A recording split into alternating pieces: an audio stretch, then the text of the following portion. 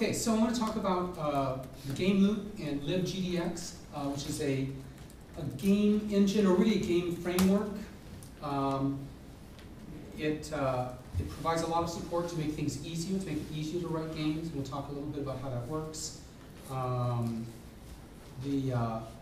me just sort of give a brief overview about how this stuff works. In any Java program with a user interface, you have a main user interface thread that's listening for events. So what you do is whenever there's an event, it puts it on the event queue. And then your main thread takes things off the queue, checks to see if the queue is empty. If it's not empty, takes something off the queue, handles it with when you do the on-click or on either motion event things, it handles it and then returns immediately. You don't want to have a big loop there because it just freezes the operating system. So the idea is you have this main UI thread that's quickly dispatching events. Then in a separate thread, you have a game loop. And the game loop is just this: while true, update the model, draw the screen, and if you want, you can sleep a little bit if you want to let other processes have some time, but you don't need to. So you update the model, draw the screen, update the model, draw the screen, update the model, draw the screen.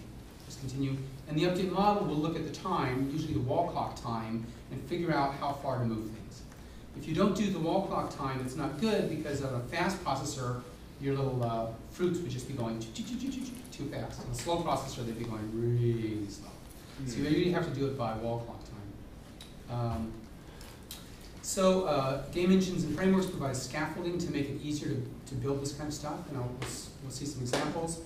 And they also provide higher level game abstractions. So a lot of this, we have some physics, and if it's just gravitational, Newtonian kind of physics, 2D physics, there's something called Box 2D that will do that.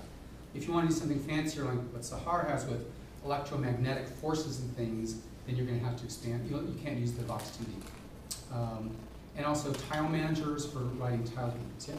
So can you edit and expand the physics engine? It's open source. I mean, so you can, it's not built. It's not built for extending. So you can't look at the code in a physics engine. You know, you can, but it's not built for like. You can imagine a physics engine with plugins. So like, you could add. Say we add want to physics. use our game. Like we say we want to do this for giraffe. If we were to use a physics engine, we'd have to use the physics exactly the way they are, and we wouldn't be able to switch things around.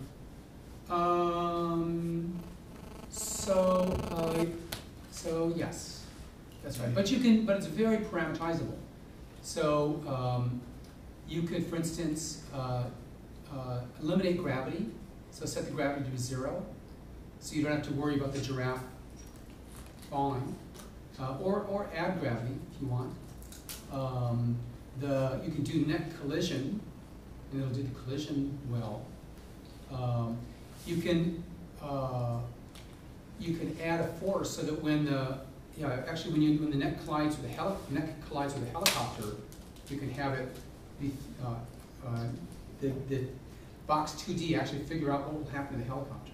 It's going to be floating by having a upward force of exactly 9.8 newtons to counteract the gravity. I think a question that I'm thinking of is, could we keep some aspects of a game cartoony and not actually according to physics, but still have physics applied for other objects? Sure, yeah, absolutely. You can say, so you have two models. You have the physics model, which would be controlled by the Box 2D, and then other things, part of your model, which are not registered with the Box 2D. Physics engine. So the physics engine would control parts of it, and other parts you control yourself. Typically what you do is with the physics engine is you create objects and register the objects with the physics engine, telling them what shape they are, what the initial location is, what the initial velocity is, and then sometimes register listeners. If this event collides, what happens? You have a callback that says what's going to happen. But that can just be a few of your objects, and the rest of it you can do completely yourself. Right? So let me give an example. So I had 2 students, seniors last year, use libgdx to create a game. Yo, Eric Shadow's the man. You know these guys? Well, Eric Shadow worked at the help desk for years. So I Yeah. So here, in fact, I have their game. I can start it up, but I don't know how to play. It's all right, Mike will figure it out for you. Let's see, where is it? Dang it. Game Guru. It's the tile one. He was in my grade. Yep. Maybe I just have to download it again. Oh, Jay, no? I have it here. Today's game, K1, timeout, there it is. Open it up. Okay, and so let's just run it. So this is running on the desktop, not as Android, right? But you can, it's using GDX so that you can have an extra package, an extra project that would make it run as Android. So let's do this, run as Java application. So this sort of shows you what you can do, what COSI students can do. So in a way, by having, Let's see, which one is it? Time at desktop.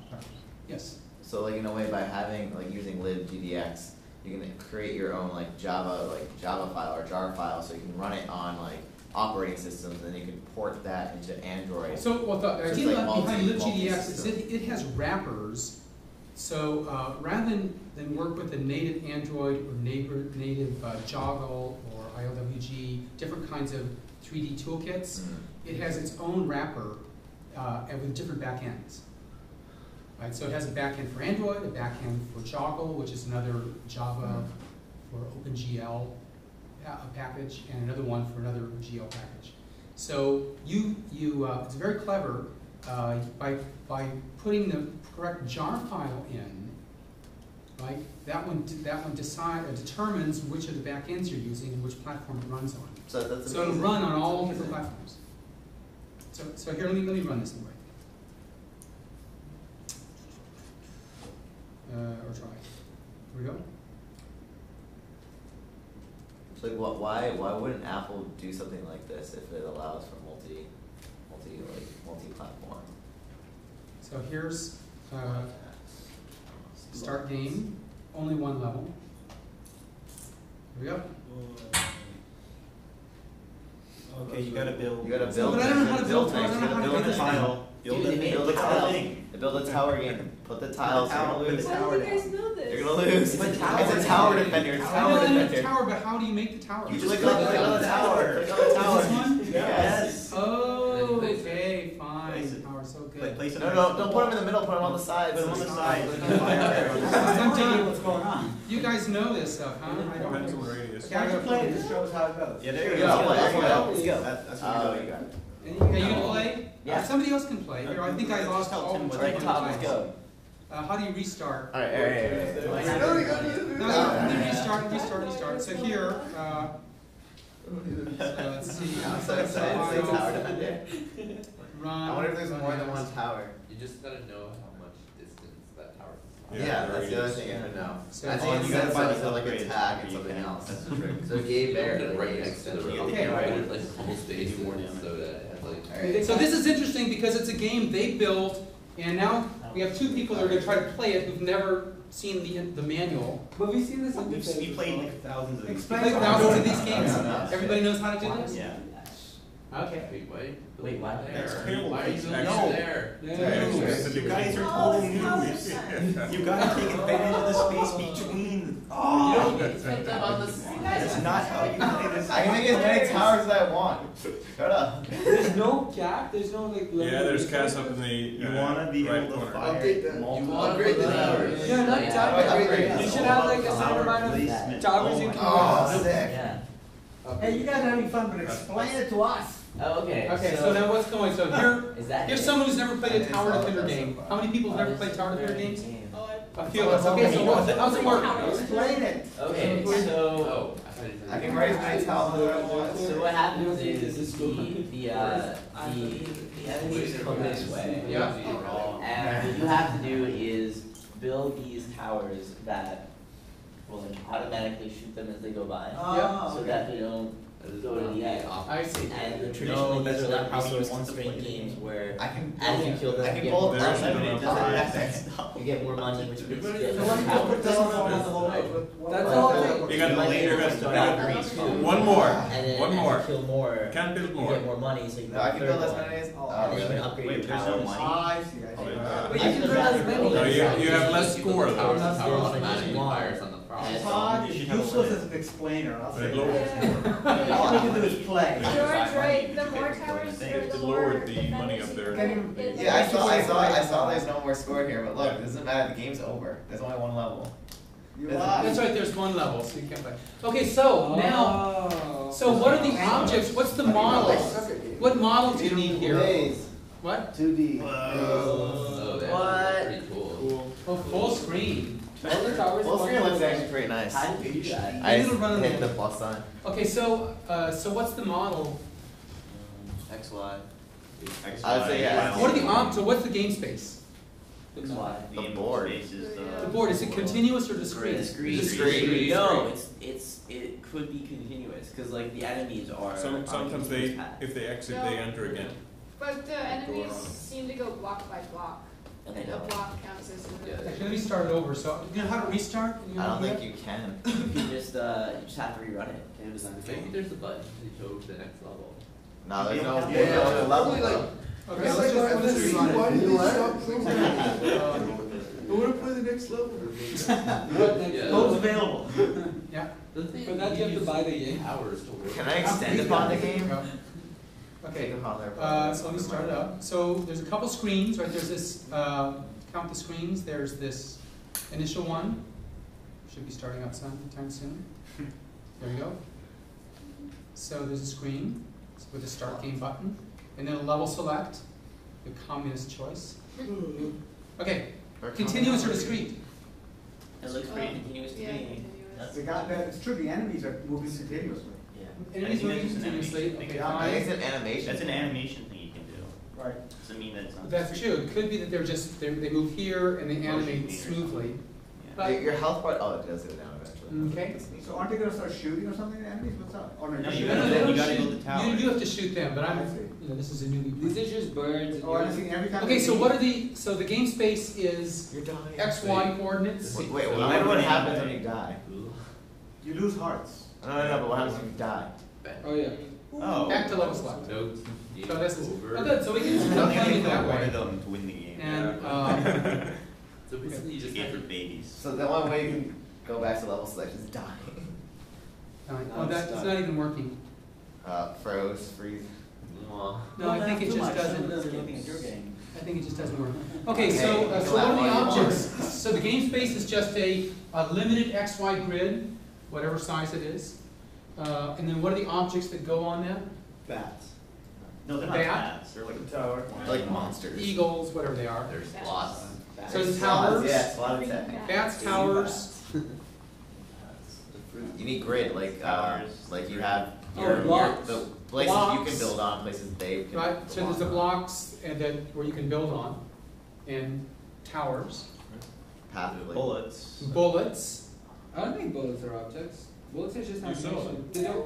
They really don't exist as objects. The model. Well, bullets how do you exist. tell if it Yeah. hits? Bullets exist. How do you tell if a bullet hits something? Timing. No, here's how it works.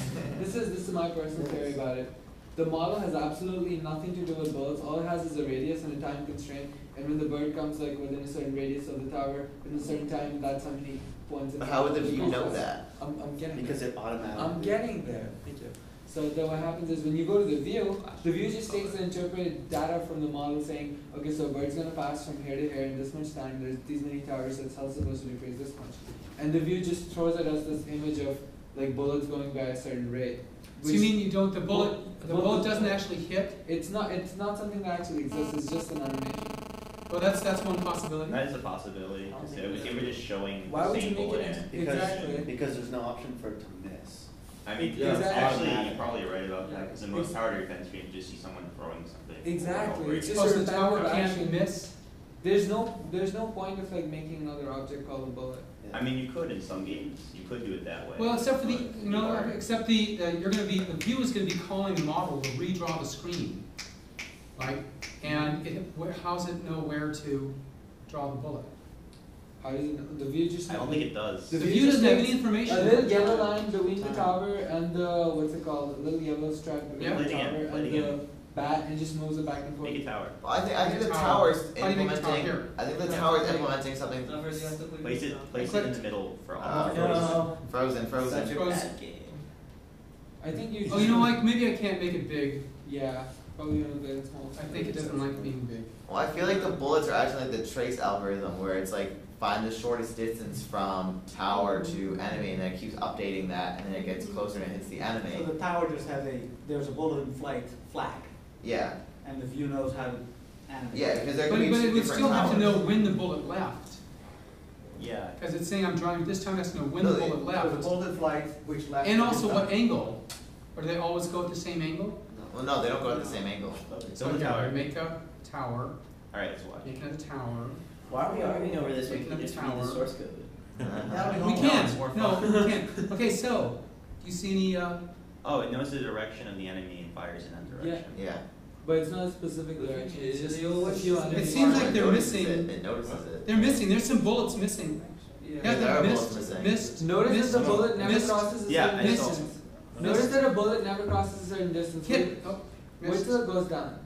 Ah, hit. That one They, definitely they crossed take a over couple of there. hits to die. It goes to a certain radius. If it doesn't hit the object by then, it goes to a certain radius and it just disappears. It doesn't cross the whole. Okay, map. so there are lots of different ways, and in fact, Let's do the- as long as the user isn't confused, it's fine. That's because So the let's see tower how they can go actually like did that. it. 93 FPS. So let's look at the code. Source. Ah, they have a bullet. In fact, they have a bullet package, That makes sense. which has got a bullet code, bullet.java, and the bullet has what its target is, where it starts, the target itself, which is going to be the enemy, the state time, a Boolean, did it hit the target or not, a tower that it's associated with, it's the height and width of the map, which probably shouldn't be there, should be in some abstract class. And then here's how you make a bullet. You give it its start, its target, the state time, hit target, should be false, I guess, and a whole bunch of methods. Oh, the getters, get the getters, and no setters, just a bunch of getters. Cool. Okay, so that's how they did that. What else? What other objects do they have? They have an enemy. Oh, and also they have this thorium bullet.java. Let's see what that is. Special bullet. Or Does that make sense if you know what a thorium bullet's Thunder bullet. Bullet offset it's hammer time. update. Oh no, so this is I think the controller for the bullet. Yeah. Oh, that's pretty sick. This says how you update it after a certain delta of time, right? And you change the position X. Let's make the full screen. Right. So after a certain delta of time, you get the offset, get the direction as an offset, which is probably an X and a Y. I don't know if we see it anywhere. And for the let's see, what does this say? Looking at the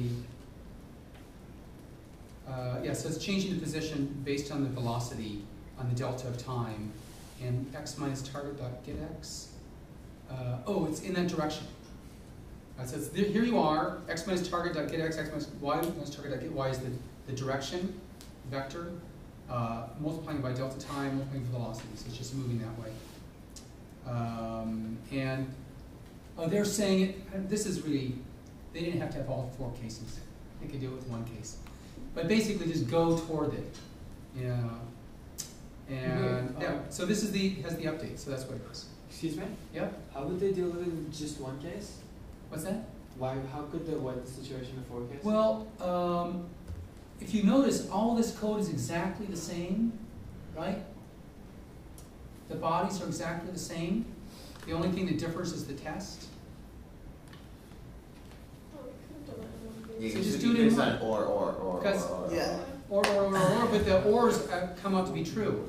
I mean, I think what they're doing was they were thinking, I don't know. It's I not shouldn't, necessary. I'd have to ask them what they were thinking. But you could definitely, thinking? what were you thinking? You could definitely change this. Basically, the model is just see where just look where you're going. It doesn't matter what quadrant you're in. You know, arithmetic will take care of it. Just go toward that target, that distance. Yeah, that honestly doesn't make any sense. It doesn't make sense, yeah, but, they had 4 other courses they're taking, so. So there's this, there's the enemies. What class is this? What's that? What class? Independent study. See now. They said, I wanna make a Java game, I said, okay, you can make a Java game, but make it on Android. Can you have a class for this stuff? And okay, here's the main one, tile map. So tile map desktop. So this is the beautiful thing. If you want to make it for the desktop, you just call this joggle application thing where you pass in tile map, the size of the desktop, and some other parameters, the name, and I forget what this is. And so this is sort of their whole idea. Here's the tile map itself. And if we look at we'll go look at the documentation in a minute, but their abstraction is everything is an application listener, which means it's sort of a subset of the Android lifecycle. Instead of create and resume and pause and all that stuff, they just have 3, which is resume, no create, just resume, pause, and destroy. And that's all you do. But how do you pause? Is there? And on the desktop, there's no pause. Right? There's just resume and destroy. So that's the simple one for the desktop. And so they're sort of cramming everything into, so the start gets crammed into the resume or the create. Do you have the Android version of the game? Maybe that Yeah. might be more complete. No. So the Android version is down here. Is this importing the stuff? I didn't bring it in. It's just a wrapper. The Android version is just a wrapper. How do they? And with it, it's got the it has the resource link and the bin and all that kind of stuff. But the code itself is just a wrapper, just like this. You can look at it, but it's just like this, except it's Android application. Yes. When he built the screen, did he use pixels or did he use resolution? I don't know. We have to look. Because So I'm here, sure just a that's second. You may want to change that. So let's go back. Go back here, and they have it, I believe, on. I thought they had it on GitHub. I think they have. So here's they have a blog about it. So you can read their blog. Let me see if they've got GitHub. Yes, there we go. No. I'm not sure. So I don't know. So I wanted to, though, do a little bit more on this. So to walk through it. So here you can see their breakdown. They also have the path, which is the path that they fly. Right. So that's actually, they do that as another object, which is just a sequence of waypoints and a way to get to the next one. And towers. So basically all the objects we talked about, they have them. I think their model is that you've got one thing which sort of is the tower itself, but without the update. And the update they map into this thorium thing. I don't know why. Here they don't even. No, but this is used for the model to see whether or not a bullet is in range of the target. Right, using the square root of the distance. They're squaring the distance, make it just less than the radius squared. Okay, so you guys, giraffes, might want to look into this as a possibility. Yeah, can you of upload using it this. Can you give us the link to the repository where they? Here's their. It's on their WordPress. So it's on the website. It's on that link that has a link to their repository, so you can download it. I have a question. How do they pull the frames per second? Because it said on the screen like frames per second 37. So libgdx will automatically calculate that, Okay. and has a API access to it. So you can just find out what the frames per second are. And ideally, you want your redraw really fast because the frames per second should be 60, typically. 60 is the typical, but if you take too long to draw, right, then it'll skip a frame. I thought the eye could only do like 30 something per second. Oh, well, I don't know. I mean, on these things, it's 60. Okay, so I want to talk a little bit more about some of these other things you can do. So let's look at the libgdx architecture. This one.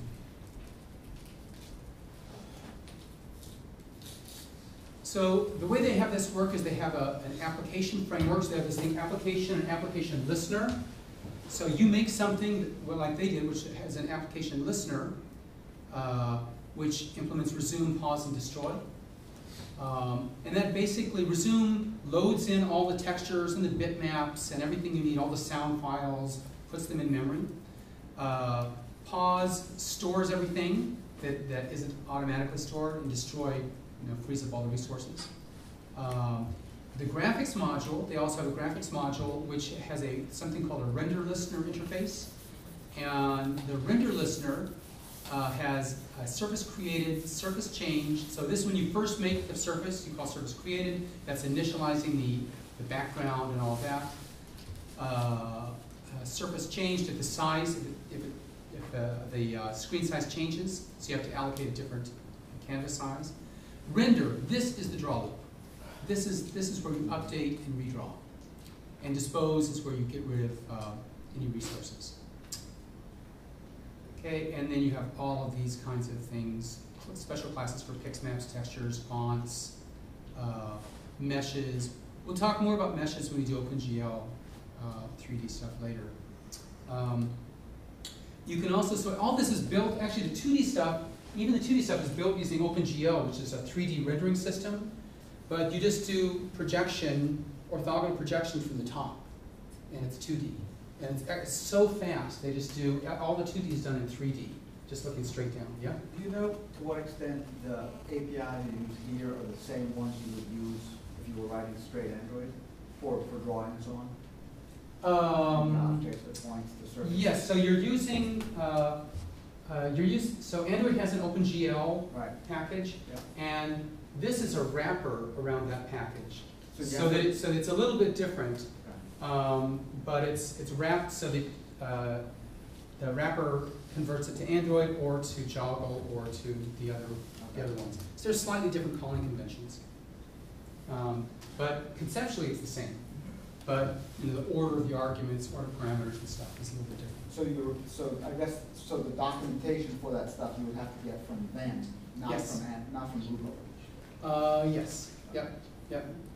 They also have sound, so sound and music. Some going to have sound effects and files, some special file handling, and input. So input is interesting because it wants to work on this and also on a phone. Right? So what they do is, which is a disadvantage to using this module, because it can only, they have an accelerometer, so you can use the accelerometer, but they don't have orientation. They don't give you access to the camera. They don't give you access to the microphone. They don't let you buzz it, right? Because they restricted the input to something sort of, they've added accelerometer, but everything else is just what you find on a laptop. So it's a disadvantage. Question? Yeah. So in principle, they could make a runner for this for iPhone. They could. Because they're not relying on the Android API. You're not, as a programmer, not using the Android API. Yeah, that's right. Yeah, sure. And does iPhone use OpenGL? I thought you would have to convert. When you have to convert to Xcode or something, is it To C# or C++. Well, Objectives? Sure, it's a Java VM for the iPhone. C# is Windows 7. there could be a Java VM. So Yeah. the shell would be Objective-C. I'm not sure there's a Java VM for the I thought iPhone just didn't. I thought Apple just didn't use Java whatsoever in But development. they may not use it, but I doubt very much they prohibit it. Like they prohibit. Anyway, something to look at. Yeah, it would be something to look into. And then there's some extra modules which are really useful. So there is the Box2D, which I wanted to talk about a little bit. Scene2D for making 2D scene graphs, and there's a tile thing too, a bit later. So let's look at Box2D briefly. And also so if you want to do the libGDX, they have a whole bunch of demos, right? I had to do the triangle one, but there's Hello World, and then there's Space Invaders. In fact, here, let me play that one for you. Spaders. Let's see, so close this project. And GDX Invaders.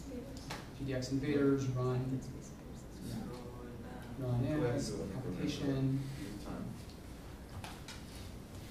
Invaders are cool. GDX Invader scope.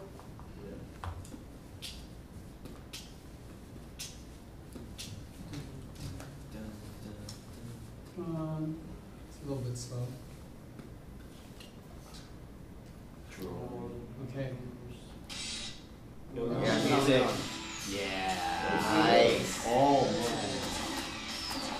Yo, this is intense. That's so cool. They include this as sample code. Yeah, no, of course. It's so hard Wow. to go in that direction. That was the coolest thing ever. Okay. Tim's good at this game. Oh. I did that on purpose. I want to show you how it works. Okay. So pretty nice game, and you notice it was 3D, had a 3D view. But this was box 2D. So no, that was not Box 2D, No, that was sorry, OpenGL. that was OpenGL, right.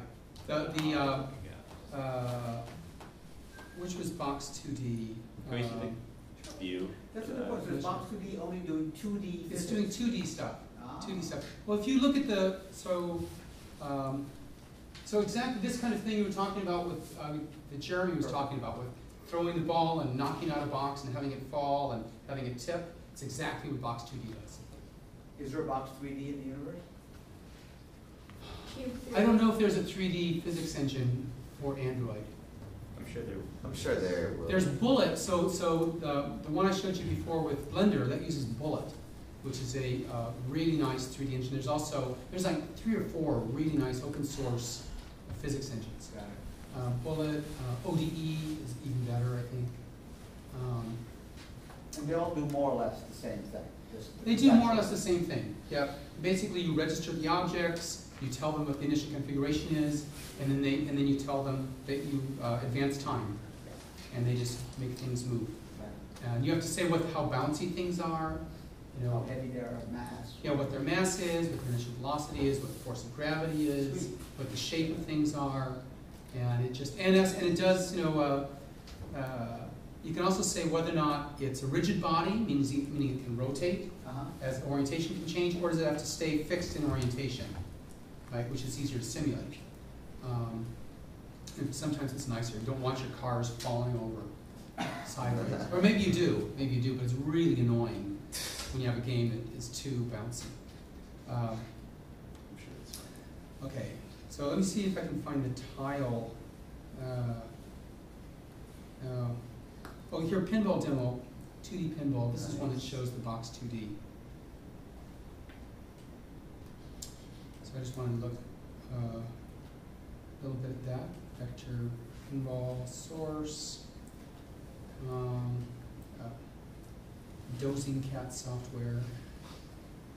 And okay, so here's something which does pinball. Let's look at the code a little bit. So it's an application listener, right? That's their top level class always. It's got the resume, pause, and destroy. It should. Input adapter, extends input adapter. So here's the resume, and pause, and dispose. And here you can see a little bit of the OpenGL, so the GL stuff. GL dot something means it's an OpenGL call. And here you're clearing. So the way OpenGL works is you've got a buffer with all different kinds of layers in it, and you're clearing here the color buffer bits. There's also a Z buffer and alpha buffer, lots of other things. You can get the width and height of it. Or this is for a camera. And let's see, then here, element draw. So here you're doing it, we're calling element draw render for the field element. So let's go with that. I want to see where the, come back. Hey. Oh, wait a minute. Sorry. Now let's see, field. So here we go with the Box 2D stuff, just to give you a taste of how it works. So, Box 2D's got various classes of bodies or circles, other things, contacts, a contact listener, what happens when two things hit each other, what the world is, and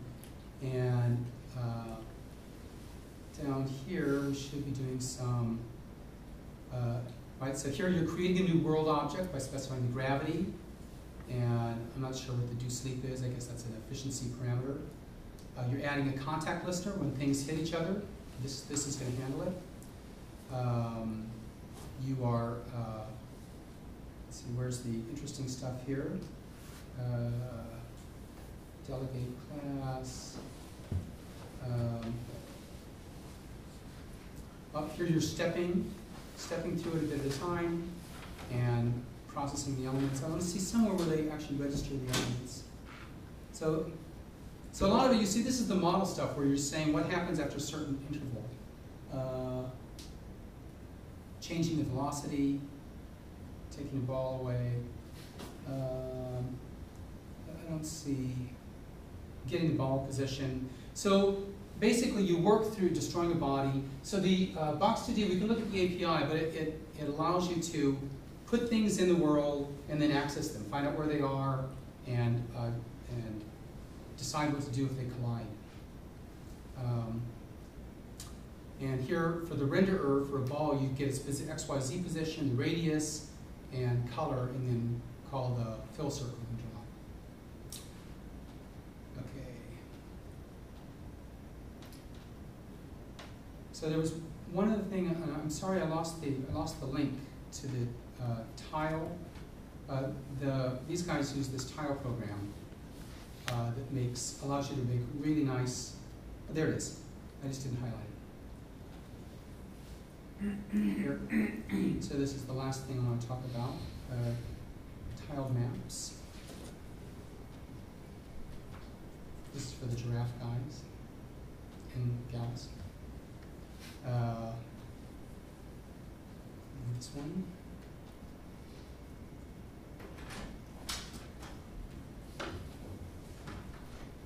Okay, so here's a little information about how to make tile maps, and here's tile map editor. Whoa. Is that's not part of LibGDX? Huh? This is linked with LibGDX. Okay. So LibGDX is designed to be able to use this, and that one that we saw with the tower defender is built using this. Right? So you have a 2D tile map editor, and so you can do this, of course, by hand, making your own texture maps and stuff, which you guys did already, right? You've already made a texture background, you made a texture for the giraffe, but it might be worthwhile at least checking this out a little bit to see if it makes it easier, and then you can focus more on some of the other. Yeah, I mean, and the meta point here is that just about anything you want to do, it's really worth searching around for, because you'll find unbelievable packages and libraries and open source things that do it. And a little time searching is worth a lot of safe effort. Yet last night I was looking around at the Amazon web service for getting products, and I found various libraries that facilitate access. So it's really worth searching. And who knew this thing existed? And I'm sure every problem you have in one of your apps is really worth looking at. So just. But we're also in a limited time situation. You know, you've got 4 weeks or maybe 3 weeks now before you have to launch, right? So if this thing, you not only have to look at this, you have to decide, can we master this and use it in our product in 3 weeks and have everything done in 3 weeks? Because you have to get to market pretty soon. So, so I would say definitely look at it and look at the, and you could, I can give you Greg and Eric's email too if you want to get some advice from them. Yeah. Quick question. Who exactly are you recommending tile map editor to? Because I to the giraffe group. I don't really see how this applies to them either. So they have 2D levels, right? 2D levels. Yeah. You're making Scroll 2D down, levels. Scroll down to 2D picture. What's that? There's a 2D picture, like someone's making zero more out. Scroll down. No, scroll down. I'll scroll down there. Yeah, see. Right, so you have obstacles like this that are moving by, and that you've got ways of, there's, I believe there's an underlying model for them too, so you can see whether or not they're colliding. So what probably, I mean, even though I'm not the client, I'd suggest somebody on the group take it on as a product to go and look at this and try to do a little estimate to see. Do other giraffers see how you might use this? Did I get numbers? I understand how to use it, but. No, how you would use it for the giraffe thing. Does it apply? I don't think it applies now because we've made the game in such a way where each of the enemies have a specific y-x coordinate, and otherwise it would be a tile here. And by not using tiles, we have more movement. Yeah. And Okay. a lot more. Because I don't see it around. either really how it would fit. Because tile seems like you're looking down at a Yeah. playboard and these guys are looking sideways. Mhm. But do you think we should switch to the DX in terms of our graphics and our? I don't think so. I think you should be aware of it. And so if you're thinking to make a tower defender game, certainly, then that kind of game you should know about. But I think also, sorry, No. I was gonna say, I would also say, if you find yourself maybe after, in a few weeks, about to add some major bit of functionality, whatever it might be, and you say, this is gonna require a lot of new stuff in the way we did it, that might be the point at which you might evaluate the package. I would, however, go look at Box 2D. Yeah, no, that's definitely. I would say definitely look at Box 2D. Because we're probably gonna need that. And you may be able to do it. In fact, I'm sure you can do it without Box 2D just because the physics is relatively simple with what you're doing. But you could do really cooler Yeah, physics. it's cooler, but Right. it's what we You could want. have the giraffe hit a tower of boxes and have him tumble Yeah, naturally down. that's cool. Which would be very cool effects. You could throw bullets at a tile box. Yeah, exactly, yeah. So, Box, screenshots, polygon shapes, that's not too interesting. You can do much more interesting stuff. So that one I think you should look at. The other ones I think you should just know about, if you're interested in games.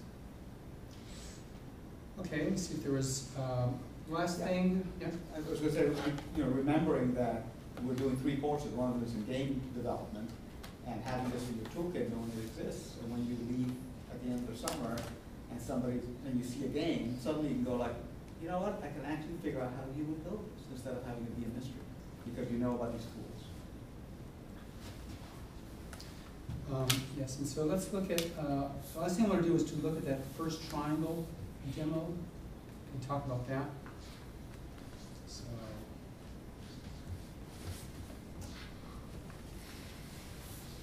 where to go? First triangle, where to go? So let's look through this code. Okay, so here's the application listener.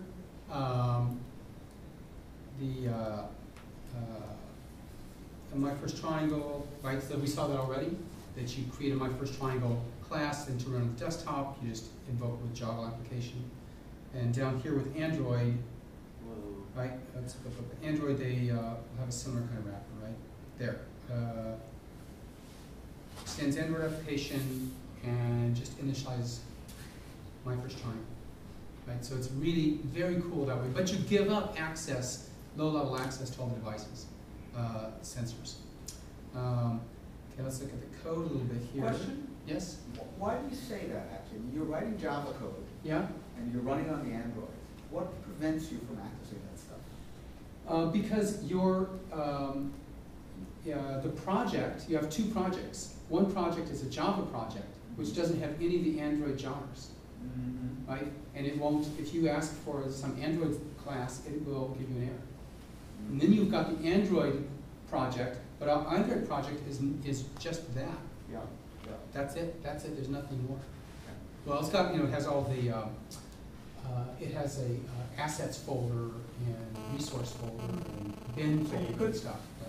Just to talk, on the fly, you could have a Java class that detects that it's in the version on the Android and call these things, and otherwise does not call them.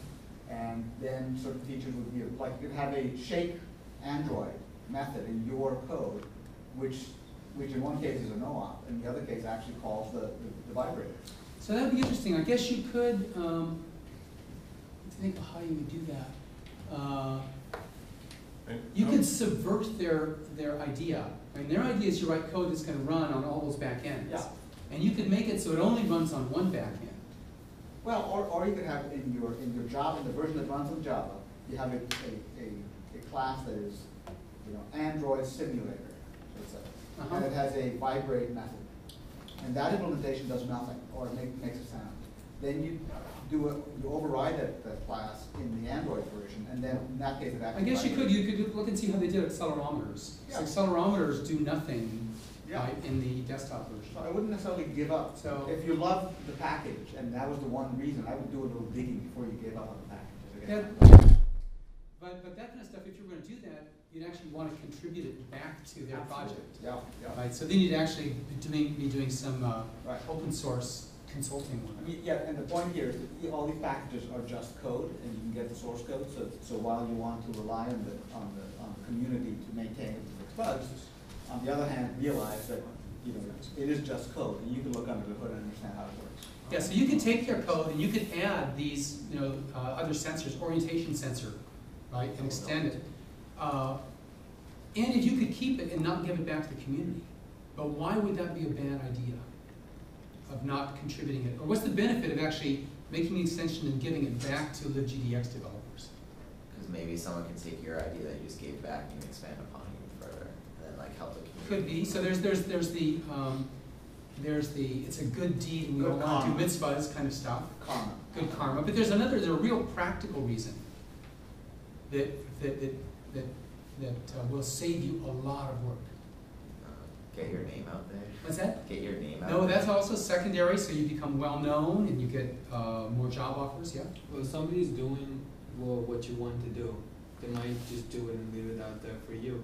And then all of a sudden you can go and pick that up and take that. So that's sort of the network effect of having a tool building community, and why it's a good idea to belong to it for everyone. But there's a real practical reason why you shouldn't why it's a really bad idea to hold on to an extension that you made to an open source project and not share it. Really bad idea not to do that. What? Maybe when you put it back, you're basically getting a bunch of feedback on. So you're getting feedback? Yep. Maybe because someone else is also doing the same thing. Well, that could be too. But there's It'll be updated. What's that?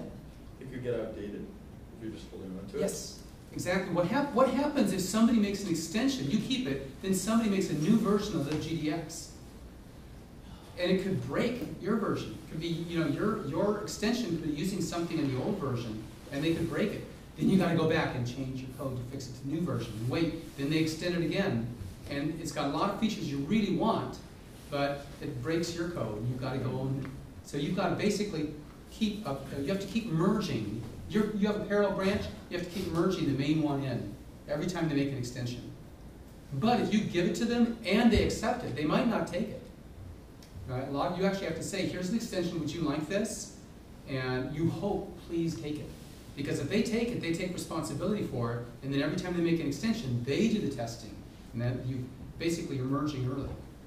So it makes a lot of sense if you can do this kind of stuff to give it to them, or if you think it's really such a good idea and it's worth it for you to do the separate merges, then go ahead and do that. But it's going to be a lot more work. And almost always things will break, especially if it's a young project and they're re-exploring new directions.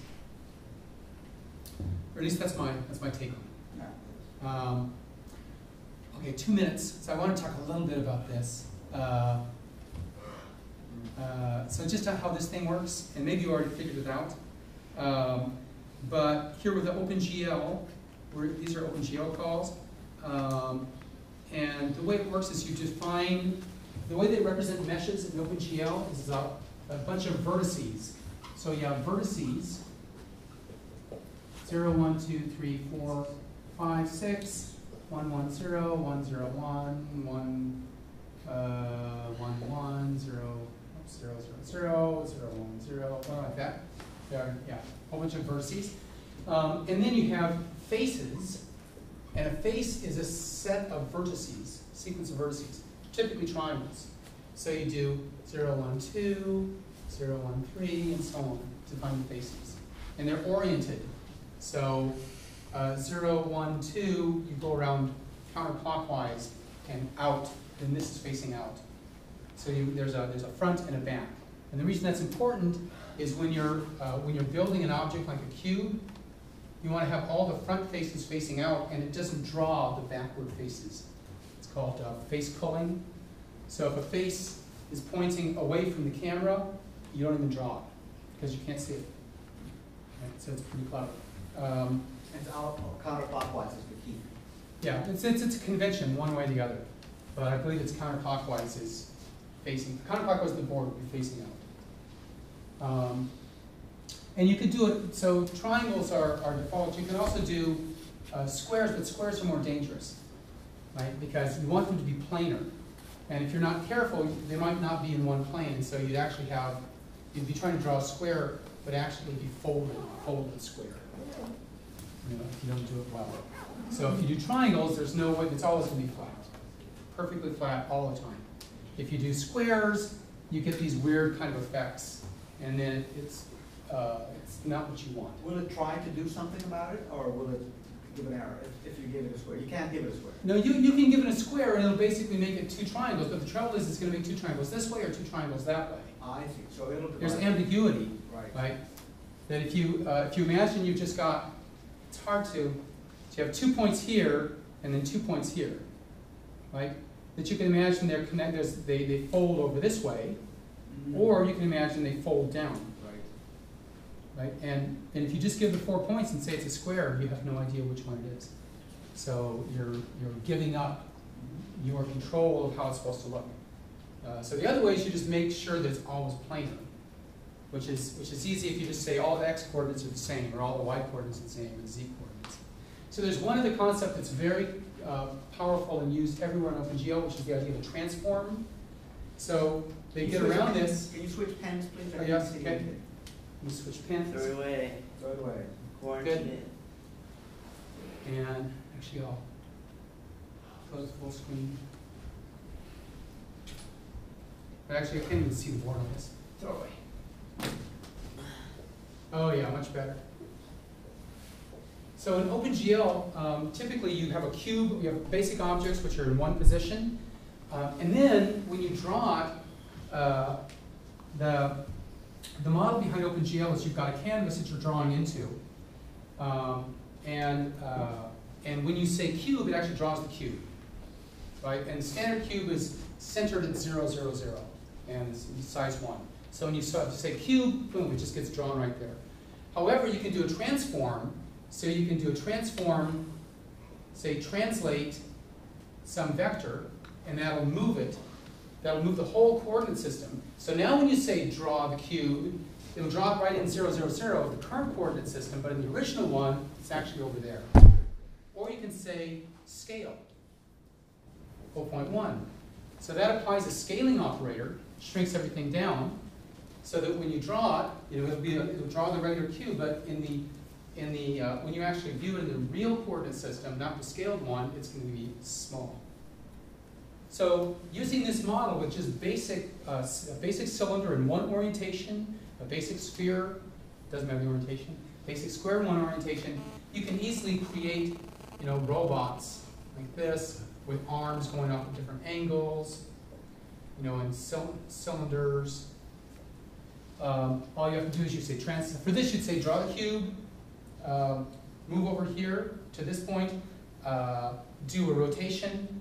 Oh yeah, there's also rotate. Rotate around the x-axis, a given angle, or the y or the z-axis. So for any axis, you can say go to this axis and rotate the whole coordinate system. So to draw something like this, it's called a scene graph. You draw the object, you translate somewhere, you do a rotation, now you draw another cube, you do another translation here, you draw the sphere, do a translation here, rotate, translate, rotate, and then there's this idea of pushing and popping a matrix. So you push the matrix and pop the matrix. So the amazing kind of mathematical thing about this is that all these operations can be done using 4x4 matrices. So you do a 4x4 matrix where if you have a coordinate x, y, z, So x, y, z is a three-dimensional coordinate. You add an extra 1 here, and then you have a matrix here. The translations are A, B, C. Zeros everywhere else. And how many people know how to do matrix multiplication? Ish. Okay. How many people know how to do dot product? 1, 2, 3, dotted with 4, 5, 6. Doesn't that do with cosine? Huh? Doesn't that do with cosine, right? Yeah. No. Cosine of No, this coordinates. is Dot product is just just multiply corresponding elements and then Yeah. add. So 4 plus 10 plus 18, 32. But it See gets that? the corner of. This is, the this corner times this between is the 4, mid, this times this is 10, this times this is Cosine 18. corner between vectors. Okay, so you do that's the dot product, and matrix multiplication is you do the dot product of the ith row and the jth column. In this case, it's just this, and that gives you the element here. So this would be x plus a. This would be y plus b. This would be z plus c, 1. So that's translation. And likewise, there are operations for doing scaling. It's just on diagonal, rotation, with sines and cosines. Now the amazing thing is, if you do 500 of these operations in a row and compose them, it's just doing matrix multiplication. So the result is a single 4x4 matrix that encodes all of that. And if you say push the matrix onto a stack and do a whole bunch of draw all the fingers and stuff, you want to get back to the hand, you pop the matrix, boom, you're right back there. So you can just store these 16 numbers, a stack of 16 numbers, and it'll keep track of where you are, what the scale is, the rotation, all kinds of transformations, and it makes it, you can do it really quickly. So anyway, this is the sort of if you look at any OpenGL code, you'll see a lot of this stuff, a lot of pushing and popping, and drawing basic shapes. There's also general meshes you can draw, which are done this way. A bunch of vertices and a bunch of faces. So you have an array list, or an array of triplets of indices in the vertex array, and draws it. Okay, so I think I've gone over, and we'll talk more about this when we do OpenGL. I think in 3 weeks, we'll have a whole lecture on this and actually have you build something with OpenGL. So why don't we do lunch?